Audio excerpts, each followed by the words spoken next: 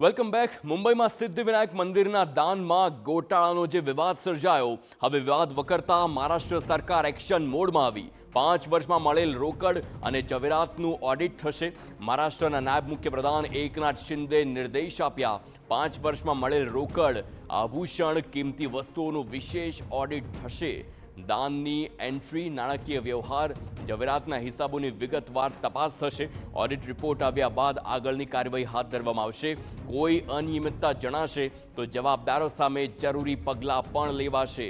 ઉલ્લેખનીય છે કે મનસે પ્રમુખ રાજ ઠાકરે મુંબઈના પ્રસિદ્ધ સિદ્ધિવિનાયક મંદિરમાં 18 કરોડની દાન ચોરી થયાનો આક્ષેપ કર્યો હતો.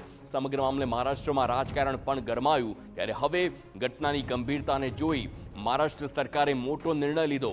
સિદ્ધિવિનાયક મંદિરમાં છેલ્લા 5 વર્ષમાં દાનપેચીમાં આવેલા રોકડથી લઈ ચડાવવામાં મળેલા સોના ચાંદીના ઘરેણાનું પણ ઓડિટ થશે.